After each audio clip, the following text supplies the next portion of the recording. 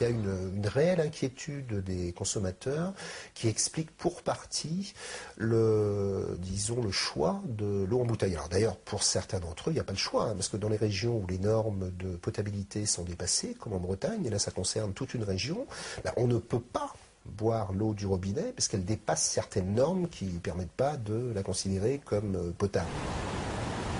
Les eaux en bouteille bénéficient en revanche d'une inconditionnelle image de pureté. Pourtant, les nappes dont elles proviennent ne sont pas non plus à l'abri des risques de pollution. Mais contrairement aux eaux du robinet, les eaux en bouteille ne peuvent pas être traitées.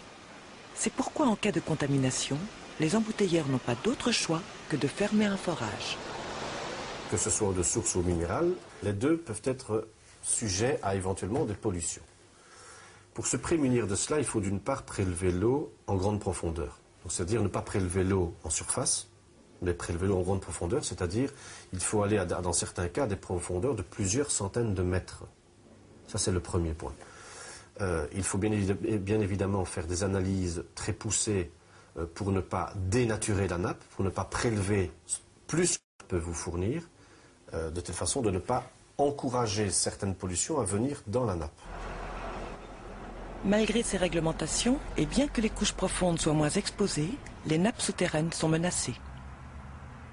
Les pollutions, disons les substances polluantes, qui vont avoir pollué des eaux de surface, elles s'infiltrent aussi dans le sous-sol, elles s'infiltrent dans les nappes phréatiques. C'est une question de temps, de durée. Et comme on sait maintenant que ça fait au bas mot un demi-siècle qu'on rejette dans l'environnement des dizaines de milliers de substances chimiques, mais personne ne peut soutenir sérieusement aujourd'hui que les nappes souterraines ne sont pas affectées par la pollution de l'eau. C'est pas vrai. Le succès de l'eau en bouteille, c'est le fruit d'une stratégie industrielle, mais c'est aussi celui d'un certain laxisme. Les pouvoirs publics n'ont pas toujours placé la protection de l'eau au rang des priorités politiques. La qualité des eaux en Vendée, dans les Deux-Sèvres et en Charente-Maritime, a valu à la France d'être condamnée par la Cour de justice européenne le 31 janvier dernier. En ne prenant pas toutes les mesures pour se conformer à la directive relative à la qualité des eaux destinée à la consommation humaine, la France a été condamnée aux dépens. La France est mise très sérieusement en cause par Bruxelles depuis maintenant plusieurs années sur un grand nombre de dossiers et n'a clairement pas respecté ses obligations, alors que, comme tous les États membres, on s'est engagé à l'horizon 2015 à rétablir ce qu'on appelle dans le jargon un bon état écologique et chimique de toutes les masses d'eau. On fait l'objet de plusieurs poursuites. La France a été condamnée il y a quelques mois pour la mauvaise qualité de l'eau dans 3 départements de l'ouest de la France. Il y a le dossier de la Bretagne, il y a le dossier de l'assainissement, et c'est pas normal qu'on puisse laisser perdurer situation comme celle-là, qui porte préjudice aux gens pauvres, qui n'ont pas de moyens, et qui sont les premières victimes, entre guillemets, de cette situation. La situation pourrait pourtant durer. Dans le Nord, le bon état des cours d'eau pourrait ne pas être rétabli partout d'ici 2015. La France envisagerait donc de demander à Bruxelles une dérogation jusqu'en 2027. En attendant, boire de l'eau en bouteille revient de 100 à 300 fois plus cher, mais ça peut rassurer. Les embouteilleurs sont soumis à de multiples contrôles bactériologiques et chimiques. Des analyses doivent être effectuées tout au long du processus de fabrication. Du forage à l'embouteillage, des dizaines de prélèvements quotidiens sont réalisés et consignés dans les laboratoires des usines. À ces tests s'ajoutent tous les 2 mois les contrôles sanitaires planifiés comme inopinés des pouvoirs publics.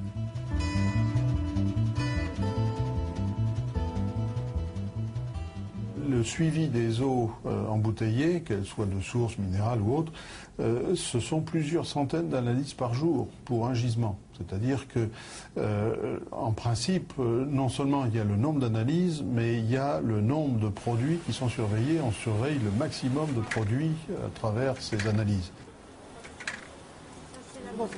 La qualité, c'est une chose, l'information, c'en est une autre. En 2006, un rapport de l'Académie de médecine, coordonné par le professeur Queneau, a déploré le manque de clarté des étiquettes. Plus troublant, ce rapport indiquait aussi que certaines eaux minérales ont une teneur en oligo-éléments et minéraux tellement forte qu'on ne devrait pas les consommer tous les jours. Selon ce rapport, plusieurs eaux minérales ont cependant une composition telle qu'elles ne devraient pas être proposées comme boissons de consommation courante. Je crois qu'il faut que le consommateur soit bien informé.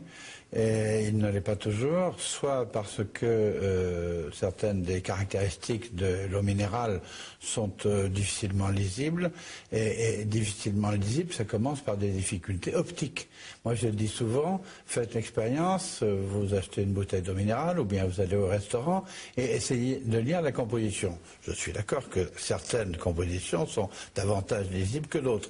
Mais, par exemple, on peut faire en sorte que une eau minérale soit contre-indiquée chez le nourrisson ou chez le petit enfant, par exemple, parce que, exemple, il y a trop de fluor. Si c'est mentionné, mais que c'est mentionné de façon totalement illisible, complètement sur le côté de l'étiquette, et où pratiquement il faut prendre une loupe pour s'en apercevoir, l'information est tout de même tronquée. Des progrès ont été faits et les étiquettes sont désormais bien plus lisibles. Mais les contre-indications ne sautent toujours pas aux yeux. Mieux vaut savoir pourtant qu'une eau riche en sodium est par exemple déconseillée en cas d'hypertension. Même si par ailleurs, cette richesse en sodium peut être un plus pour les sportifs. Le sportif, qu'il soit un sportif du dimanche ou un sportif professionnel, il va perdre de l'eau et du sel. Eh bien, boire des eaux qui sont riches en sodium présente là un avantage absolument indiscutable. Donc, qu'on joue la clarté des choses, à la fois dans le positif et dans le sens de la prudence. Le sport est un partenaire rêvé pour l'industrie de l'eau en bouteille. Et les compétitions, des tribunes de choix pour promouvoir une marque. De la course des garçons de café, en passant par les tournois de tennis, les matchs ou le Tour de France, les producteurs d'eau minérale et de source ne négligent aucun événement. Mais la France de l'eau en bouteille, ce n'est pas seulement celle des industriels qui font la course en tête.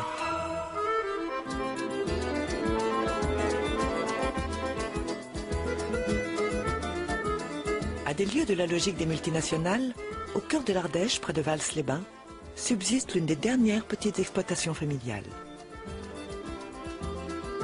Ici, on embouteille toujours l'eau minérale de façon artisanale. On est 3 en tout. C'est une toute petite entreprise. Puisque nous, on a, comment dirais-je, une production qui avoisine entre 600 000 et 700 000 bouteilles. Ce qui est peut-être la production d'une journée pour une grande source, vous voyez. Donc on est dans un on est dans un compartiment tout petit par rapport aux autres. Mais ça n'empêche pas qu'au niveau de la qualité de l'eau, on est équivalent. Parce que bon, que ce soit une grande source ou une petite source, micro-source comme nous, on a au niveau de la qualité, le fournisseur, c'est la nature. La source, elle se situe dans la grotte.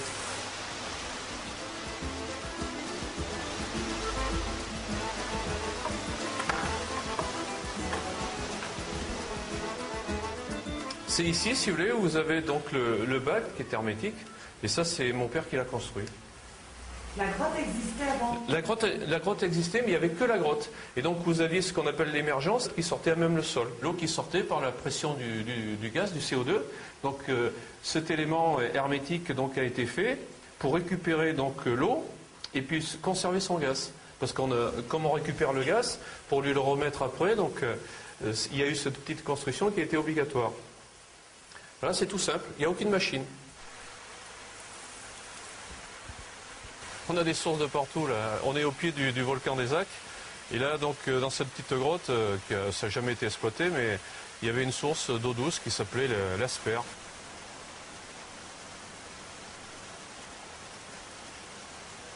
Alors ça, c'est la machine identique aux machines qu'utilisent les grandes sources, mais en modèle beaucoup plus réduit, qui produit nettement moins. Et donc, la bouteille se remplit dans une atmosphère inerte, c'est-à-dire elle est protégée puisque tout est capitonné. Au niveau contrôle, si vous voulez, on est contrôlé tous les 2 mois. Donc on est contrôlé à la fois à l'émergence, c'est-à-dire l'eau qui coule naturellement, et puis après à l'embouteillage, c'est-à-dire qu'ils prennent une bouteille sur la chaîne d'embouteillage et puis ils l'analysent. Et donc actuellement, si vous voulez, depuis nombre d'années assez importantes, on n'a aucun souci, c'est toujours 0,0. Donc il n'y a pas de souci. Et en plus, l'eau minérale gazeuse se conserve beaucoup mieux dans du verre que dans un contenant en plastique. Alors on conserve le verre parce qu'au niveau de la santé, à mon avis, quand même, ça doit être positif. on trouve que c'est sympathique parce que on est, comment dirais-je, moi je me considère comme un artisan, un petit peu comme dans une ville, une boulangerie ou un commerce un peu plus important. On a des relations avec les clients qui sont toujours très très sympathiques. Et donc ça fait un tout, c'est un plaisir. Puis en plus, comme je vous l'ai dit tout à l'heure, on a la vue, on a le ciel bleu, on est dans un milieu superbe. Alors vous voyez, vous avez une petite vallée là, où il y a quelques petits hameaux. Et juste en face, là où il y a tous les, comment dirais-je, les sapins, les pins, c'est le volcan des Acs. C'est-à-dire tout droit, dans l'axe des maisons. Et donc nous, on est au pied. Donc je suppose que l'eau minérale, c'est par rapport aux failles des volcans. Hein. Il n'y a jamais des grands groupes qui ont essayé de racheter cette production? Non, la production est insignifiante pour les grands groupes. Je suppose que comme tout ce qui est industriel actuellement, il faut qu'il y ait une grosse production. Et puis aussi, surtout, c'est que les voies de communication, comme vous l'avez remarqué, en Ardèche, c'est plutôt le tourisme que faire passer des gros camions. Hein. Donc ils recherchent, je pense, des sources à proximité des grands axes. Et puis surtout, une production d'eau importante, quoi.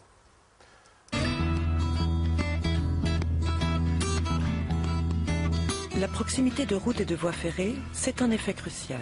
Chaque jour, des dizaines de trains et de camions quittent les usines pour acheminer les 10 millions de litres embouteillés sur tout le territoire.